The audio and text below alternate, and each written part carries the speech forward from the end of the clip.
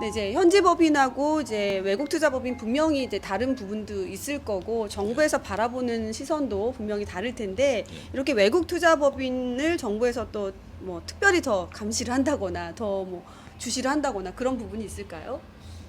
실제로 그렇습니다. 예, 네. 베트남은 아무래도 내국인이 자국민이에요. 그러니까 이 습성이나 이쪽에서 대하는 태도 자체가 다를 수밖에 없는 것이 네. 자 외국인은 투자 목적으로 사실 들어왔단 말이죠. 네. 그러면 가장 유심히 보는 것들 실제 투자를 하는지 그런 법들이 많이 개정되고 바뀌어져 왔습니다. 은행에서 여기 중앙은행법도 변경이 돼서 지금 통장 하나 개설을 하려고 해도 6개월 이상 비자가 있으셔야 돼요. 네, 법이 좀 바뀌었죠. 예. 네. 거주자 비거주자 구분을 하고 뭐 1년 기준입니다만은 그런 것들이 많이 변화되고 있고 외국인은 반드시 100% 투자금을 납입을 한 확인을 해야 돼요. 아, 두 번째는 세무회계 처리 자체를 베트남 법인은 굳이 주식회사 형태로 만들지 않는 이상은 아니면 대규모 좀 큰 회사, 대기업을 제외하고는 재무제표나 이런 필요성이 없어서 보통은 만들질 않습니다. 네. 근데 외투법인 아니면 합작법인 외국인 개입된 법인은 반드시 세무감사 즉 재무제표까지 만들어 놓으셔야 돼요. 이게 가장 큰 차이점들이에요. 네. 근데 많이들 안 하셔서 소위 말해서 말씀드리는 벌금을 무신다거나 네. 자료 보관이 미비해서 또 자꾸 페널티가 나온단 말이죠. 예, 이게 가장 중요한 핵심입니다. 설립을 해놓고 또 나중에 이렇게 문제가 되는 상황들이 많다. 예, 작년부터 법제도가 좀 변경이 좀 많고요. 네. 많이들 이제 전체적으로 마찬가지입니다. 그리고 올해도 많은 변화가 있을 거라고 예상을 하는데 네. 언제 어떻게 변할지는 뭐 날짜는 저희들이 모르고요. 네. 근데 분명한 것은 외국인에 대한 그 외투법인에 대한 부분들은 되어 가고 있는 건 사실입니다. 근데 그만큼 이제 투자하려고자 하는 외국인들도 많다 보니 이제 외국인들이 들어왔을 때 어떤 사업체를 하는지 예를 들어 더 국민의 정서나 뭐 이런 거 네. 해를 끼치는 사업을 하지는 않는지 뭐 여러 가지에 대해서 이제 정부가 조금 유의 주시를 하고 신경을 쓴다라는 느낌을 이제 저도 많이 받았습니다. 네. 베트남에서 법인을 설립할 때 이제 외투법인 또 네. 이제 현지 법인에 대한 뭐 어떤 제약들이 좀 있을 수 있다 이런 말씀하셨잖아요. 네. 업종에 대한 제한도 있을 수 있다고 하셨고 네. 뭐 어떤 업종들은 외국인이 뭐 할 수 없다 이런 게 있나요? 전체적으로 보면 28가지 업종들이 있어요.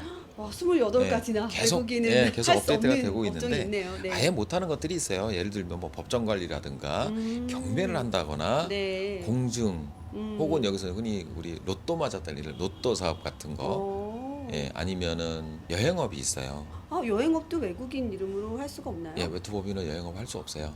베트남 몰랐네요. 법인만 할 수 있습니다. 그다음에 이제 인력을 해외로 내보내고 이 여행업도 거기에 해당이 돼요. 아. 예, 그런 부분에서 별도로 라이센스가 필요한 것들이 있어요. 그 외에 국가 산업에 관련되는 항공, 에너지 뭐 이런 부분들이 있죠. 네. 그건 외국인들이 할 수가 없어요. 아무래도 좀 사회주의 국가다 보니까 이제 뭐 어떤 국가의 안보 뭐 이런 거와 뭐 직결된다든지 이런 네. 사업들은 당연히 외국인들한테 제한이 있겠죠. 설령 해주더라도 가능한 업종들은 물론 있습니다. 근데 이런 것들은 허가라는 조건을 걸고 해주는데 조건이 많이 좀 까다로워요. 네. 특히 이제 교육업에 관련된 것 그런 부분들 허가가 좀 까다롭습니다. 아니면 의료 분야 네. 여기 지금 이제 병원 설립하러 오시는 분들이 많으시거든요. 네. 이제 그런 부분들은 반드시 허가를 거쳐야 되는. 제가 이제 개인적으로 아는 예.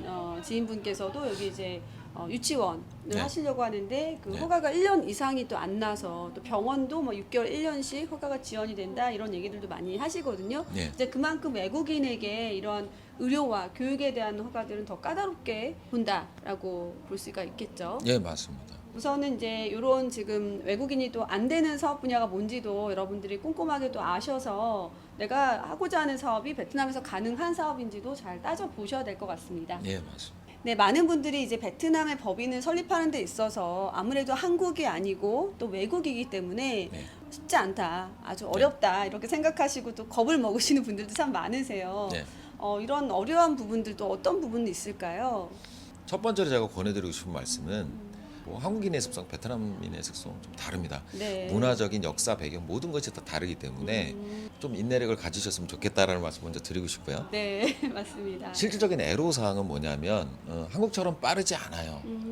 업무 처리가 네. 어느 나라도 베트남뿐만 아니라 어느 나라도 업무 처리를 한국과 비교하시면 안 돼요. 네. 한국만 한국만큼 빠른 나라가 없죠. 예. 여기서 가장 애를 먹는 부분들이 뭐냐면 이제 사실 통역이에요. 네, 저도 모든 공감을 합니다. 예. 모든 업무를 하는데 통역이 없으면 진행이 안 되거든요. 네. 또 한 가지는 통역이 있어도 여기 행정 업무들이 있습니다. 뭐 흔히들 여기 은행에 가서 업무를 보셔봤겠지만 네. 빠르지 않습니다. 네. 그런 행정 업무가 많이 느려요. 네. 아직은 그 전산화라든가 시스템 문제이기 때문에 뭐 시간이 지나면 뭐 좋아지겠지만 오시면 특히 이 두 부분에 관해서는 많이 답답해 하실 텐데 네. 그래서 마음에 좀 여유를 가지고 계셔야 된다라는 것들. 네.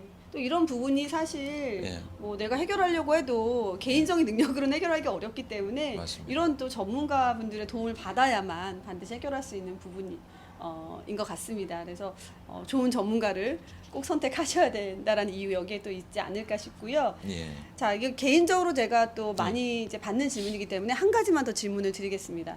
외국인이 외국 투자법인을 만들어서 토지나 상가를 매입을 하고 예.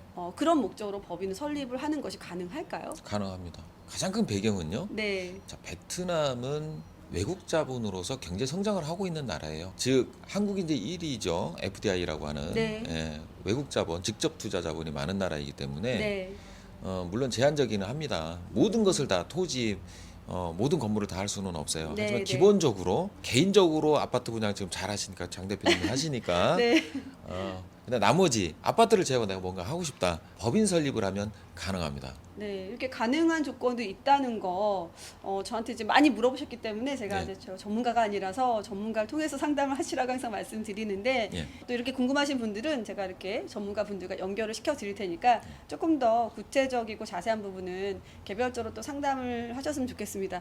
뭐 오늘 사실 이게 법인 설립에 대해서 저희가 얘기를 하자면 이제 날을 네. 새도 부족하다라고 아까도 말씀하셨는데 그만큼 이제 아셔야 되고 또 알려드리고 그런 부분들 상당히 많으실 것 같아요. 자세한 부분은 개별적인 또 상담 통해서 상담 받아보시는 게 도움이 되시지 않을까 싶습니다. 오늘 대표님 진짜 이렇게 어려운 시간 내주셔서 감사하고 대표님 덕분에 이 베트남 법인 설립에 대해서 많은 분들이 도움 받으셨을 것 같아요. 저 역시도 마찬가지고. 자, 오늘 이렇게 저희가 베트남 법인 설립에 대해서 조금 궁금하신 사항 하나부터 열까지 좀 자세하게 풀어드렸는데 좀 더 궁금한 사항들은 저희 개별적인 뭐 카카오톡 또 댓글 통해서 이렇게 상담 남겨주시면 저희가 또 안내를 드리겠습니다. 자, 오늘 영상도 마음에 드셨다면 구독, 좋아요. 알림 설정까지 부탁드립니다.